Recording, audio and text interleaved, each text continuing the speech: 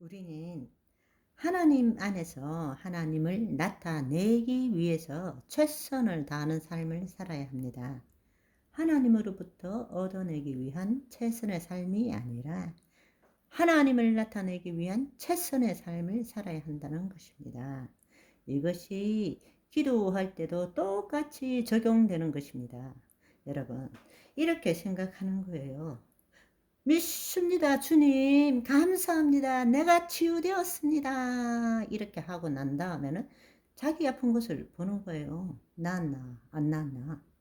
여기에 사고방식이 뭔가 하면 내가 믿습니다. 라는 믿음이라는 행위를 드렸다는 거예요. 그러니까 그 결과로 하나님이 나를 치료해 주셔야 된다라고 믿는 거예요.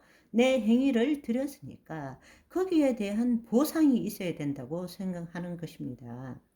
그 자체가 잘못된 것입니다. 우리는 하나님 나라의 삶을 살고 있는데 우리가 행하는 것은 하나님의 말씀을 이루는 것이지, 내가 하나님 말씀을 믿었기 때문에 그 결과로 하나님께 뭘 받아내는 것이 아니라는 것을 알아야 한단 말입니다. 그런데 늘 대부분의 사람들이 속고 있는 것이 뭔가 하면, 기도 한번 열심히 믿고 기도하고 난 다음에 그 다음에 자기를 보는 거예요. 그 마음속에 안에 있는 기작이 뭔가 하면, 내가 행위로 하나님께 이만큼 믿음을 보여드렸으니까 그 결과로 하나님이 보상해 줘야 한다라는 것입니다. 그런데 우리가 해야 될 일은 눈앞에 보이는 현상이 아니고 하나님 나라에서 이루어진 것을 하나님 나라에서 이루어지도록 해 나가는 것이 우리의 믿음이란 말입니다. 아멘. 여러분이 이것을 딱 보는 순간에 어떻게 되느냐? 기도할 때는 우리가 그리스도 안에서 기도했을지 모르지만 우리가 이것을 딱 보고 확인하려는 순간에 거짓자로 돌아오는 거예요. 그러면 어떻게 되느냐? 그렇지 뭐. 내 기도가 능력이 있나? 내가 한다고 되나? 이렇게 되는 거예요. 행위 보상적인 사고방식에서 벗어나야 됩니다. 아멘. 우리가 열심히 기도했기 때문에 하나님이 그 보상으로 해주는 것이 아니고 우리는 하나님을 나타내는 자들인 것입니다. 뜻이 하늘에서 이루어지도록 해야 되는 거예요. 땅에서 이루어지게 하는 것은 하나님이십니다. 내가 드렸기 때문에 받아야 되는 것이 아니고 그 말씀대로 이루어진 것을 우리가 믿음의 눈으로 바라봐야 하는 거라고. 지금 기도했기 때문에 나을 것이다가 아니라는 것입니다. 그거는 행위 보상적인 사고방식에 빠져 있는 거예요. 우리는 하나님의 뜻을 이루는 자란 말입니다. 지속적으로. 그러니까 예를 들어 어떤 사람이 쩔뚝거린다 칩시다. 기도한 다음에 여전히 쩔뚝쩔뚝 거리면서도 할렐루야 다 닿았습니다. 아멘 감사합니다. 신나서 어쩔 줄 모르는 것입니다. 남들이 뭐라 그러든 간에 그 사람이 진짜인 것입니다. 그런데 수많은 사람들은 처음 말을 들으면 믿음이 생겨서 흥분해서 아멘 나았습니다 하다가 아직 그대로인 자기 모습을 보고는 실망하고 그럼 그렇지 이렇게 하고 고개를 숙이는 거예요. 하나님이 누구신지 어떤 분이신지 모르는 거예요.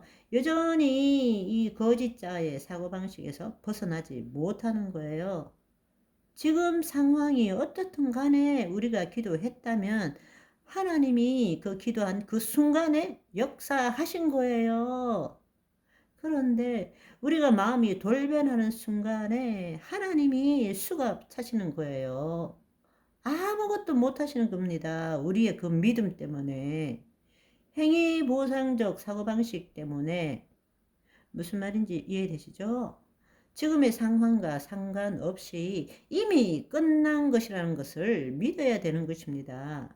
그리고 그분의 말씀을 이루는 자로 나아가야 되는 것입니다. 그것이 믿음입니다.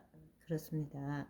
기도할 때는 그리스도 안에서, 기도한 후에는 거짓자로 돌아가지 마시기를 바랍니다. 그리고 우리는 늘 독립된, 하나님과 분리된 그 존재에, 거짓자의 존재는 자기가 주체가 되어서 모든 것을 판단하는 거예요. 모든 것을 판단한다는 것은 두 마음을 가진다는 것.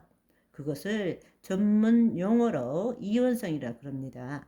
이원성 사고방식을 가지고 있는 거예요. 여러분, 한번 생각해 보십시오.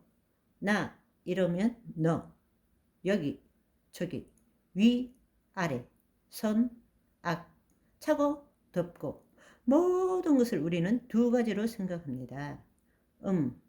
양, 싫어, 좋아, 기뻐, 슬퍼.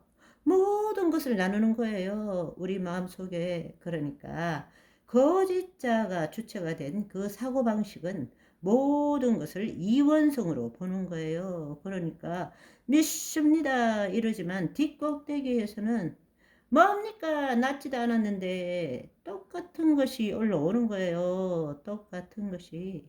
그래서 주여 믿습니다 막 큰 소리로 외치는 사람일수록 뒤에서 의심이 세다라는 것을 아시면 됩니다.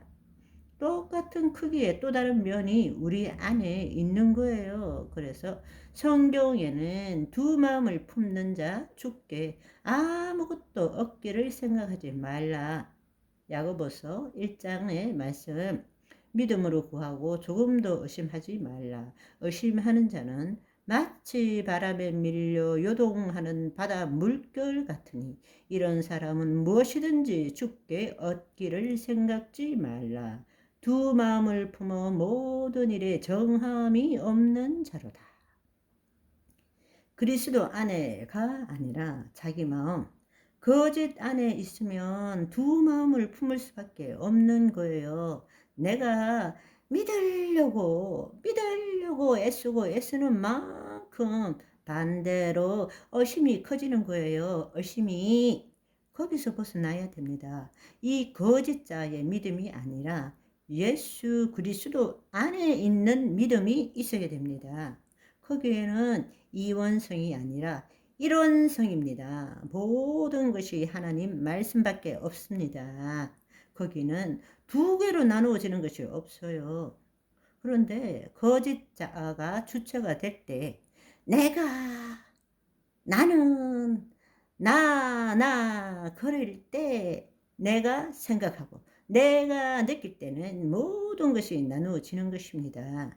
그런데 그리스도 안에는 오직 말씀밖에 없습니다. 주님의 섭리밖에 없습니다. 이론성입니다. 아멘. 오늘은 여기까지. 바이바이.